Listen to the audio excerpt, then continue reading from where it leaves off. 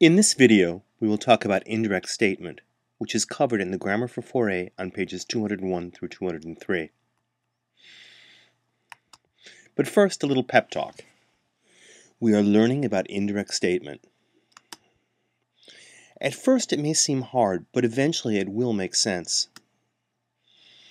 It's really important in Latin. You can't read Latin without understanding it. Direct statement occurs when we report a statement as it was actually said. For instance, John said, "I'll come at 3 p.m."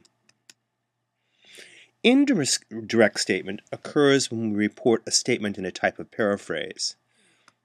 For instance, if we say, John said that he would come at 3 p.m., notice how in this first example here, we give the exact words. Here we paraphrase. We change I to he, and we change will to would, and so on and so forth. So indirect statement is a way of reporting other people's words without directly quoting them.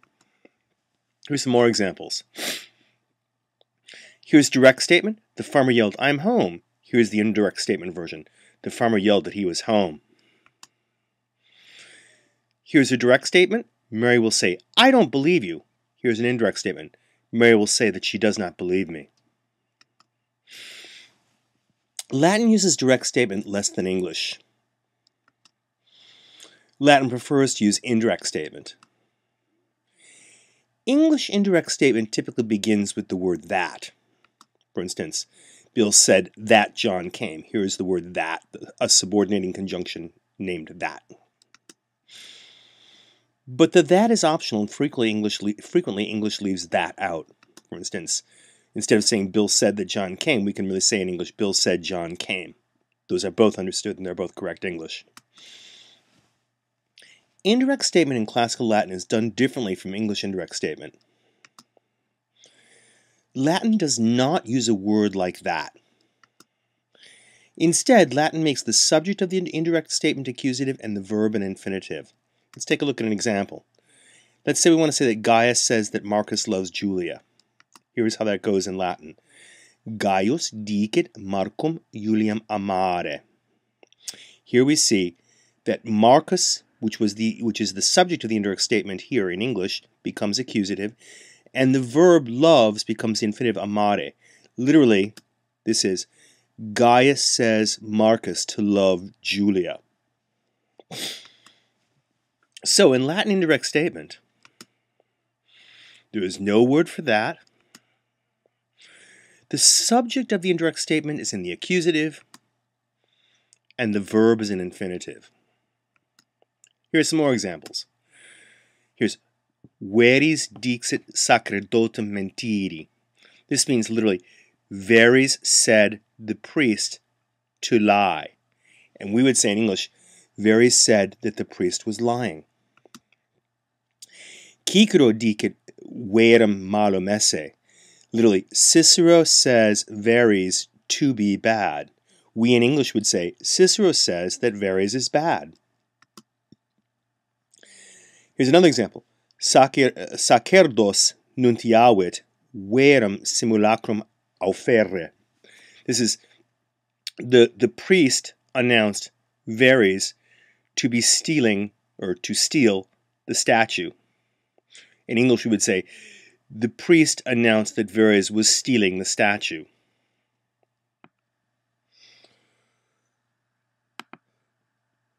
Many other verbs, believing, thinking, sensing, can take indirect statement.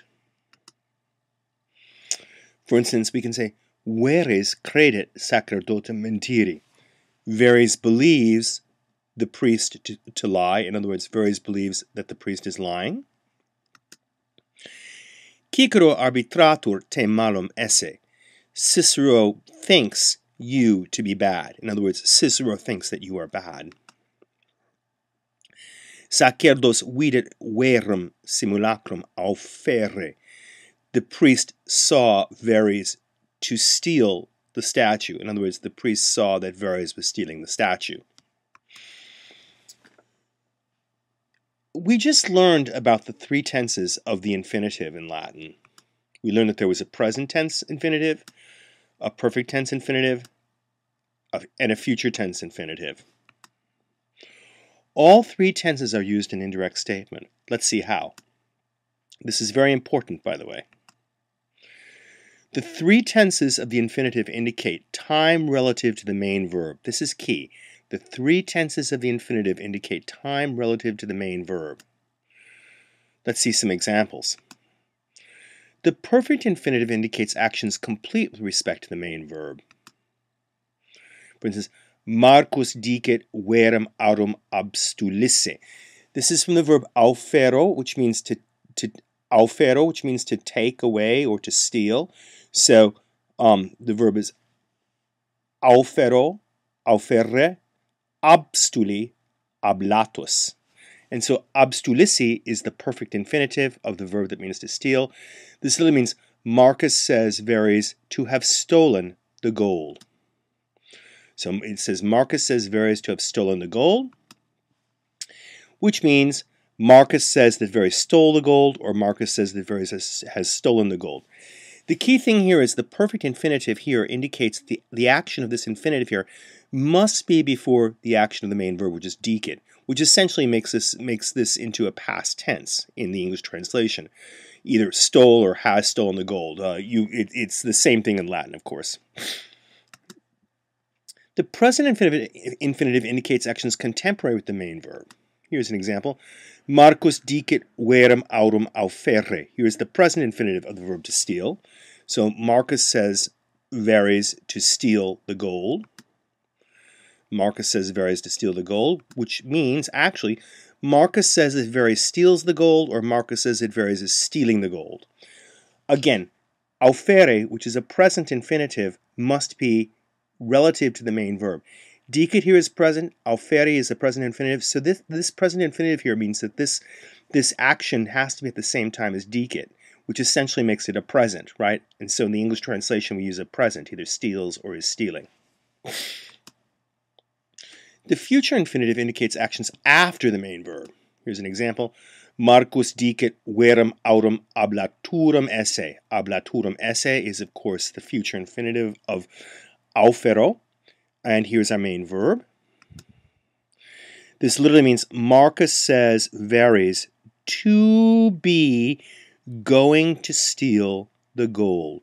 Marcus says Verres to be going to steal the gold, which in English means Marcus says that Verres will steal the gold. Do note how the infinitive here must agree with Verres. This verb means, or this infinitive means to be going to steal, and since it's Verres who is going to be stealing or going to steal, the must be the same gender and number in case as Verres. When you learn this future participle, you learned it as ablaturus, ablatura, ablaturum. Of course, it always has to be agreeing with whatever it's describing, that is, whoever is doing the action. Let's try that again, but with the past tense main verb and deponent infinitives. Here we have Marcus credebat verum mihi minari. Minari is a present infinitive. The main verb is credebat, which is imperfect. And you may remember the word minari means to threaten, and it takes a dative. That's why mihi is dative here. And so this translates to Marcus believed Verres to threaten me. Notice credebat is in the imperfect. It's more usual for a verb like credo to be in the imperfect because it represents a state that is ongoing. It doesn't have to be imperfect, but it tends to be. Of course, what this really means is Marcus believed that Verres was threatening me. Here, notice this is a present infinitive, but it's translated with the past tense here because it is present, but it gets its actual tense from its relationship to the main verb.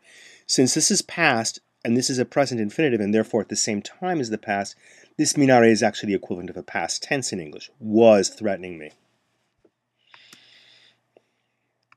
Here's another example. Marcus credebat verum mihi minatum esse. Here we have a perfect infinitive from minor, minari, minatus sum. You may remember the perfect infinitive is created by taking the last principal part and changing the sum to esse. That's just what happened here. We went with minatus esse. And in this case, we're again going to have to see that minatum is agreeing with verum, because it's describing Verres. Verres is the one who's threatening. So this literally means Marcus believed Verres to have threatened me. To have threatened me. And that means, of course, Marcus believed that Verres had threatened me. This is the pluperfect in English, had threatened. This action, minatum esse, has to be past or perfect with respect to credebat. It has to have occurred before the credebat, which essentially means in that it's a past before a past, and the way we express that in English is with this pluperfect, had threatened me. Again, note how the infinitive must agree with Verres. Verres is doing the threatening, so we take the infinitive minatum esse, and we have to make it agree with Verres because it's describing Verres. And here's one more example. Marcus credebat veram mihi minaturam esse.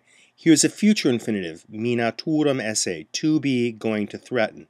So this is Marcus believed Verres to be going to threaten me.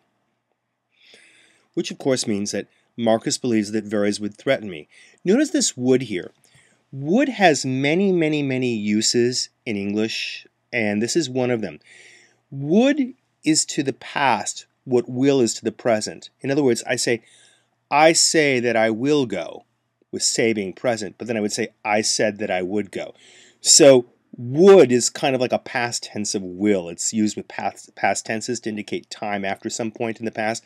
So we use would here to indicate the minaturum esse, the action here, is as after the credebat. Marcus believed that Verres would threaten me. We use would in English to indicate that an action is after some other action in the past.